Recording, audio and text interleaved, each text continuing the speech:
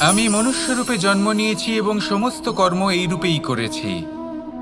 কিন্তু আশ্চর্যের বিষয় হলো যে আজও মানুষ আসেন এবং হাত জোড় করে প্রার্থনা করেন যেন আমি ওনাদের সহায়তা করি।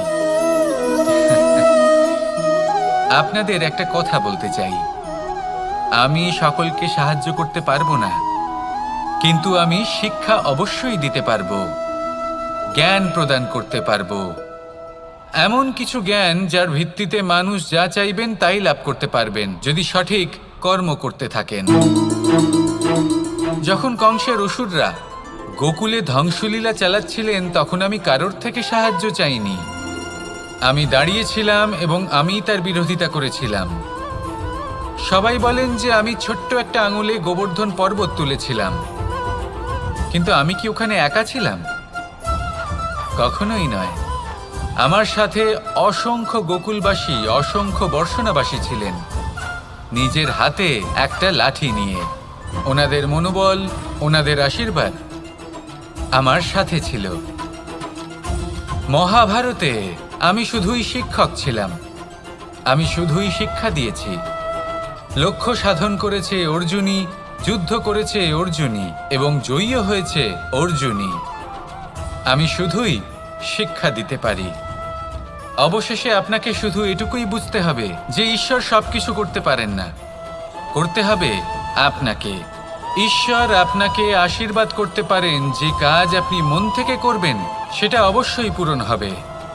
সেই জন্য নিজের লক্ষ্যের পথে এগোতে থাকুন। চেতনা, বিবেক এবং পরিশ্রমের দ্বারা আপনার যা যা স্বপ্ন আছে, যা লক্ষ্য আছে, আপনি অবশ্যই লাভ করবেন। আর এই মন সুপ্রসন্ন হয়ে বলবে, রাধা রাধা। ভোজন। এই সংসারে যেই হোক না কেন, কোনো মানুষ হোক, কোনো প্রাণী হোক, কোনো কীট হোক বা কোনো বনস্পতি হোক, প্রত্যেকের জন্য ভোজন অতি আবশ্যক।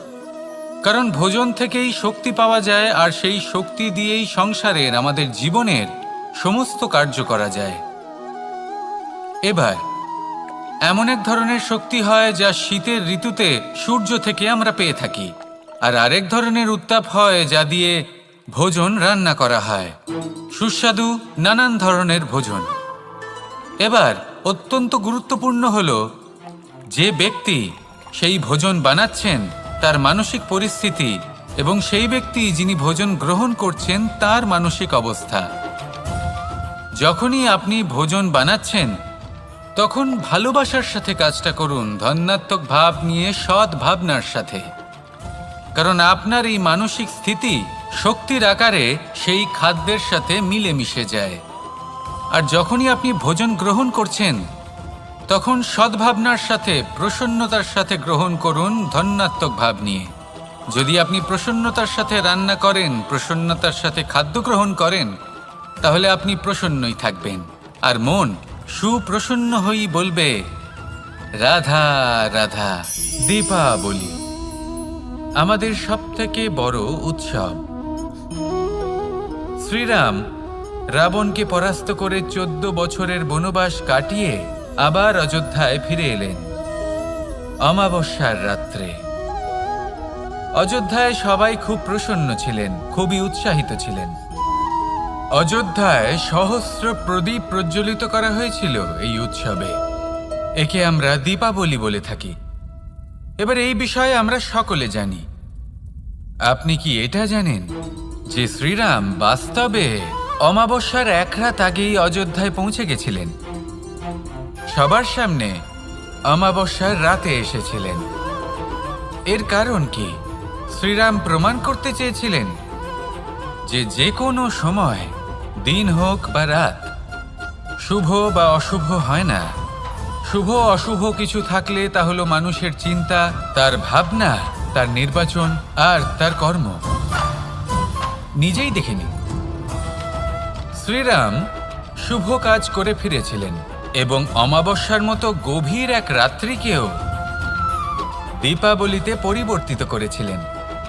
এমনটাই যদি আমরা করতে পারি, তাহলে এমন কোনো গৃহে যান যেখানে অসহায় ব্যক্তি রয়েছেন, যা অন্ধকারাচ্ছন্ন, আর সেখানে প্রকাশ প্রজ্বলিত করুন। প্রকাশ সহায়তার, প্রেরণার, আশার। যদি এমন কিছু আমরা করতে পারি তাহলে তাকে প্রকৃত অর্থে দীপাবলি বলা যেতে পারে। তাহলে নিজের পরিবারের সাথে দীপাবলি পালন করুন। আপনাদের শুভেচ্ছা জানাই। আসুন আর আমার সাথে ভালোবেসে বলুন, রাধা রাধা। এই শুকনো পাতাটিকে দেখুন, নিষ্প্রাণ হয়ে পড়েছে। কোনো একটা সময় এই পাতাটি একটা গাছের ডালে ছিল। সেই গাছ ওর লালন পালন করত।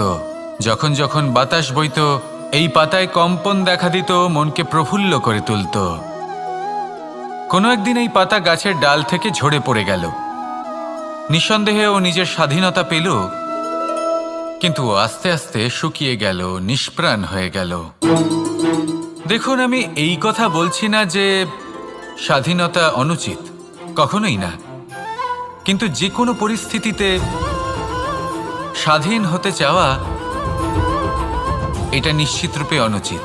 আমরা যদি আমাদের জীবনে পরিবারের গুরুত্ব ভেবে দেখি, তাহলে এই পরিবারে যতই মতভেদ থাকুক না কেন, যতই মনোমালিন্য থাকুক না কেন, যতই বিবাদ থাকুক না কেন, এই সব মিটিয়ে নেওয়া অত্যন্ত প্রয়োজনীয়। সেই সব কিছু সমাপ্ত করা অত্যন্ত প্রয়োজনীয়।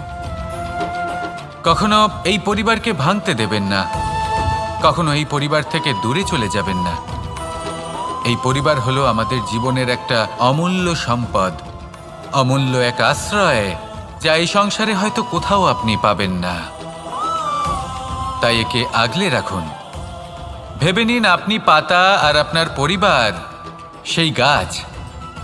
আসুন আমার সাথে ভালোবেসে বলুন, রাধা রাধা।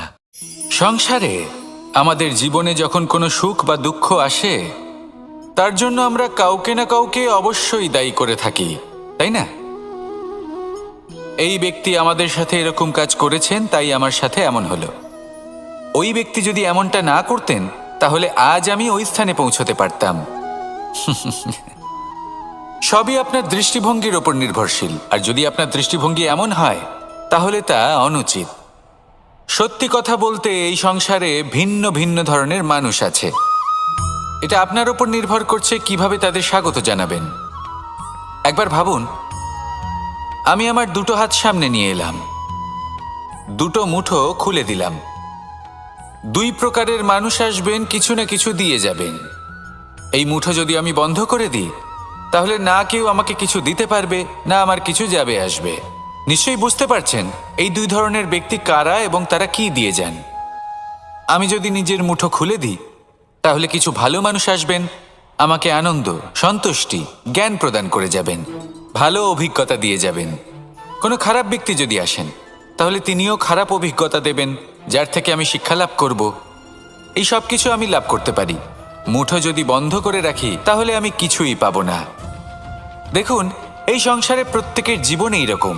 প্রত্যেকের জীবনে সবকিছুই আছে, ভালো খারাপ দুই মানুষই আছে। ভালো অভিজ্ঞতা আছে, খারাপ অভিজ্ঞতা আছে। নির্ভর করছে আপনার উপর যে আপনি কি করবেন। এনাদের স্বাগত কিভাবে জানাবেন, কার থেকে কি বুঝবেন, কি শিখতে পারবেন, আর কোন দৃষ্টিভঙ্গি নিয়ে অগ্রসর হবেন।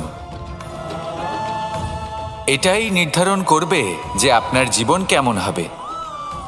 আসুন আমার সাথে ভালোবেসে বলুন, রাধা রাধা। জীবনে যখন কোনো ব্যক্তি নিজের লক্ষ্য প্রাপ্তির জন্য নিরন্তর পরিশ্রম করতে থাকেন, চেষ্টা করতে থাকেন, তখন তিনি কষ্ট অনুভব করেন। কখনো শারীরিক কষ্ট, কখনো মানসিক কষ্ট। এবার উনি এটা ভাবতে থাকেন যে আমি কি উচিত করছি নাকি অনুচিত করছি। কারণ অন্যদিকে এমন একজন ব্যক্তিও আছেন যিনি একদমই পরিশ্রম, চেষ্টা করছেন না। তিনি মদিরা পান করেন, বিলাসিতায় জীবন কাটান, অলস প্রকৃতির হয়ে ওঠেন, নিদ্রাতে বিলীন হয়ে থাকেন আর ভাবেন যে তিনি সুখ লাভ করছেন। কিন্তু এরকম কেন হয়? কারণ যখন আমরা সৎ পথে থাকি, উচিত পথে চলি, লক্ষ্য প্রাপ্ত করার জন্য চেষ্টা করতে থাকি, তখন আমাদের ভেতরে থাকা নেতিবাচক শক্তি এবং পাপ এই দেহকে ত্যাগ করে দেয়। আর এই অনুভূতিটাই আমাদের দুঃখের অনুভূতি দেয়, কষ্ট দেয়। এবার সেখানে যদি আমরা কুপথে চলি, অনুচিত পথে চলতে থাকি, তাহলে আমাদের ভেতরে থাকা পুণ্য এবং ধনাত্মক শক্তি আমাদের দেহ ত্যাগ করে দেয়। আর এই অনুভূতির কারণেই আমরা সুখ অনুভব করি, কিন্তু কখনো ভাববেন যে এই সুখ বেশি সময় পর্যন্ত থাকে না। সেই জন্য সবসময় মনে রাখবেন, যদি আপনি জানেন যে এটাই আপনার লক্ষ্য, এটাই উচিত পথ, শুভ পথ, তাতে নিরন্তরভাবে এগিয়ে যেতে চেষ্টা করতে থাকুন। এই কষ্ট আপনাকে সুখের পরাকাষ্ঠায় কখন পৌঁছে দেবে তা আপনি জানতেই পারবেন না। আসুন আমার সাথে ভালোবেসে বলুন, রাধা রাধা। প্রত্যেক মানুষ নিজের জীবনে হীরক তথা হীরে এবং দর্পণ এই দুই দেখেছেন। এই দুই হলো সাদা এবং এরা দুজনেই আলোর প্রতিফলন ঘটায় এবং এরা দুজনেই উজ্জ্বল হয়ে ওঠে। আপনি হয়তো মনে মনে ভাবছেন যে এটা কি ধরনের তুলনা করছি। একটা হীরে তো রত্ন, তার মূল্য দর্পণের থেকে অনেক গুণ বেশি, কিন্তু হীরে থাকাতে দর্পণের মূল্য কিন্তু কোনো অংশে কমে যায় না, তাই না? মানুষ যখন হীরে নিজের হাতে নেয় তখন সবার আগে কি খোঁজে? দর্পণ, যাতে তার মধ্যে দিয়ে দেখে সে বুঝতে পারে যে সেই হীরে আদৌ তার শোভাবর্ধন করছে কিনা, তাকে ভালো দেখাচ্ছে কিনা, প্রসাধনের জন্য সেটা ব্যবহার করা ঠিক হবে কিনা। অর্থাৎ হীরের উপস্থিতিতে দর্পণের গুরুত্ব কম হলো না, দর্পণের কারণে হীরের মূল্য বোঝা গেল। আমাদের জীবনেও ঠিক এরকমই ঘটে। আপনারা যদি সংসারে নিজের আশেপাশে দেখেন, এমন অনেক মানুষ দেখতে পাবেন যারা নিজেদের ক্ষেত্রে মহান স্থানে পৌঁছেছেন, নিপুণ এবং শ্রেষ্ঠ হয়েছেন। আর তাদের মধ্যে আপনার নিজের মনে হয় যেন আপনি হলেন দর্পণ। নিজেকে ছোট মনে করবেন না। আপনার মূল্য কম হচ্ছে না, আপনার নিজস্ব মূল্য আছে। আর যদি আপনার অস্তিত্ব না থাকে তাহলে ওনাদের অস্তিত্বের মূল্য সংসার বুঝতেই পারবে না। জীবনে সবসময় চেষ্টা করবেন যাতে আপনি আরো বেশি শ্রেষ্ঠ হয়ে উঠতে পারেন। আপনি নিজে যে স্থানে আছেন সেটাকে ছোট মনে করবেন না, তারও নিজস্ব একটা মূল্য আছে। যদি আপনি হীরে হয়ে থাকেন তাহলে অহংকার করবেন না, যদি আপনি দর্পণ হয়ে থাকেন তাহলে নিজেকে ছোট মনে করবেন না। আসুন আর আমার সাথে ভালোবেসে বলুন, রাধা রাধা। মানুষ জন্মগ্রহণ করে, তার সাথে ভয়েরও জন্ম হয়। ছোটবেলা থেকেই আমাদের মনে কোনো না কোনো প্রকারের ভয় থেকেই যায়। কেউ এই বিষয়ে ভয় পায় যে তার কোনো বস্তু তার থেকে দূরে চলে যাবে, কেউ এই বিষয়ে ভয় পায় যে আমি নিজেকে হারিয়ে ফেলব, কেউ এই ভেবে ভয় পায় যে আমার প্রিয়জনেরা তারা যেন আমার থেকে দূরে না চলে যায়, কেউ এই ভেবে ভয় পায় যে আমরা যেন পথ না হারিয়ে ফেলি, আদি ইত্যাদি। কিন্তু সত্যি কথা বলতে ভেবে দেখুন, এই ভয় বাস্তবে কি? শুধুই একটা মনস্থিতি, আর কিছুই নয়। যা কিছু আপনি জীবনে পেয়েছেন তা একদিন আপনাকে হারাতে হবে। এই জীবন হলো আপনারই, কিন্তু তাও একদিন সমাপ্ত হবে। তাই ভয় পেয়ে কি লাভ? এই ভয় শুধু আপনাকে জীবনযাপন করা থেকে বাধা দিচ্ছে, আর কিচ্ছু নয়। পথ হারিয়ে ফেললেই বুঝতে পারবেন যে নতুন পথ কিভাবে বানাতে হয়। কিছু মানুষকে জীবন থেকে হারালে তবেই আপনি বুঝবেন যে আপনার আপনজনকে। এই ভয়ের কারণে ভীত হয়ে থাকবেন না। এই তারা নক্ষত্র অন্ধকারের অভাবে গুরুত্ব হারায়। শিবকেও মহাদেব হওয়ার জন্য বিষপান করতে হয়েছিল। প্রত্যেক পরিস্থিতি, প্রত্যেক সাফল্য আপনার পরীক্ষা নেবে, তাতে উত্তীর্ণ হওয়া হলো আপনার কর্ম। যখনই আপনি ভয় পাবেন বা সংকটের সম্মুখীন হবেন, তখন সাহসের সাথে তার সম্মুখীন হন। মনে রাখবেন, যে সম্মুখীন হতে জানে সাফল্য তার সাথে সবসময় থাকে। আসুন আর আমার সাথে ভালোবেসে বলুন, রাধা রাধা। এই সংসারে সবথেকে বেশি কোমল বস্তু হলো রেশম। এই রেশম এতটাই কোমল হয় যে এর পুরো একটা থান শুধুমাত্র একটা হাতে ধরা সম্ভব। কখনো ভেবে দেখেছেন এই রেশম কিভাবে হয়? একটি কীট তার লালার দ্বারা উৎপন্ন হয়। এই কীট সেই রেশমকে পাক দিতে থাকে, পাক দিতেই থাকে, আর আস্তে আস্তে তার মধ্যেই জড়িয়ে পড়ে। শেষে ওর এই সুন্দর অমূল্য সৃষ্টি রেশমের এই সুতো তার নির্মাণ কার্য পূর্ণ হয়, কিন্তু তাতেই ও নিজে বন্দী হয়ে যায়। নিজেরই মায়াজালের এই বন্দী গৃহে নিজেই ফেঁসে যায়। এবার এই সুতোকে ব্যবহারযোগ্য করে তোলার জন্য এই কিটগুলিকে এই কবচের সাথেই ফুটন্ত জলে ফেলে দেওয়া হয়। এই সংসারে যদি আমাদের স্বপ্ন এই সংসারের দুঃখ হরণ করার জন্য, এই সংসারে সুখ বিতরণ করার জন্য হয়, তবেই আমাদের প্রগতি সম্ভব। যদি আমাদের এই স্বপ্ন শুধুই আমাদের এবং আমাদের স্বার্থসিদ্ধির জন্য হয়, তাহলে এই স্বপ্ন আমাদের অন্ধ করে দেবে, আমাদের অন্ধকারের পথে নিয়ে যাবে, আর আমরাও সেই কীটের মতো হয়ে যাব। নিজেদেরই মায়াজালে আমরা নিজেই ফেঁসে যাব, আর শেষে আমরা যদি কিছু লাভ করি তা হবে একাকিত্ব, অন্ধকারময় মৃত্যু। তাই স্বপ্ন অবশ্যই দেখুন, কিন্তু এমনভাবে স্বপ্ন দেখবেন না যে তার এই বন্দিগৃহে আপনি নিজেই ফেঁসে গেলেন। স্বপ্ন দেখুন পরোপকারের, পরমার্থের, সবাইকে উদ্ধারের, অন্ধকারের নয়। তবেই কল্যাণ হবে, আর তবেই এই হৃদয় প্রসন্ন হয়ে বলবে রাধা রাধা।